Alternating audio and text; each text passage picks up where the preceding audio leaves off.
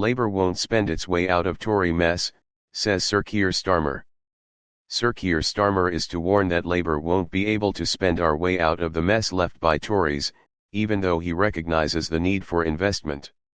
In his first speech of 2023, the Labour leader will promise a decade of national renewal if he wins the next general election. But he will also say that the party won't be getting its big government checkbook out again. The Tories accused Sir Keir of yet another desperate relaunch attempt. On Wednesday, Prime Minister Rishi Sunak delivered his own New Year address, promising to have inflation, cut NHS waiting lists and tackle small boats crossings by the next election. In his speech, Sir Keir will also look ahead to the election, pledging to create the sort of hope you can build your future around. Speaking in Stratford, East London, he will say, "That's why showing how we can change the country is so important this year. We can give people a sense of possibility again, show light at the end of the tunnel." But he will warn voters, and his own party, not to expect big increases in public spending. Of course, investment is required. I can see the damage the Tories have done to our public services as plainly as anyone, he will say. But we won't be able to spend our way out of their mess. It's not as easy as that. There is no substitute for a robust private sector, creating wealth in every community.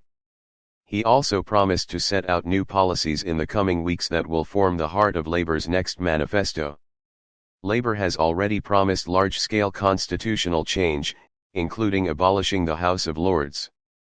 Sir Keir will argue the changes will create a fairer, greener, more dynamic country. Conservative Party Chairman Nadhim Zahawi said Sir Keir should unveil a plan for people's priorities instead of giving cliché-laden speeches. Mr. Zahawi said, "He's got nothing to say on how to cut crime, get immigration down, and reduce borrowing. That's what the nation wants to see." Sir Keir is expected to focus some of the speech on the current crisis in the NHS. Doctors have in the past days complained of intolerable and unsustainable pressure on the NHS, with some A&E departments in a complete state of crisis. A number of hospitals have declared critical incidents in recent days, meaning they cannot function as usual.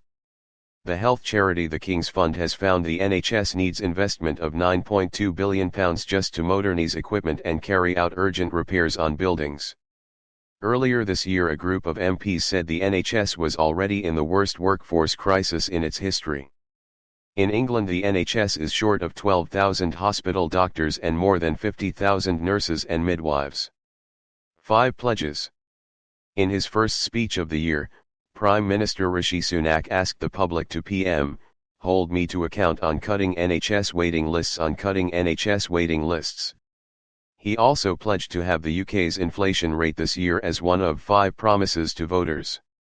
The OBR predicts the current inflation rate of 10.7% will fall to 3.8% by the last 3 months of this year. Mr. Sunak also said he would make sure the UK's national debt is falling, grow the economy and pass new laws to stop small boat crossings. The Prime Minister has a maximum of 2 years before the next election. Labour's poll lead is narrowing, but the aggregated polls of voting intentions show Labour at 46% compared to 24% for the Conservatives. This is down from a peak of Labour at 52% of intended votes compared to 22% for Tories in the final days of Liz Truss premiership. UK's national debt is falling, grow the economy and pass new laws to stop small boat crossings. The Prime Minister has a maximum of 2 years before the next election.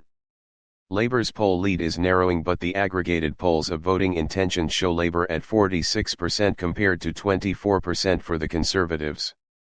This is down from a peak of Labour at 52% of intended votes compared to 22% for Tories in the final days of Liz Truss premiership. Tories in the final days of Liz Truss premiership. Subscribe our YouTube channel and click our bell icon for new videos.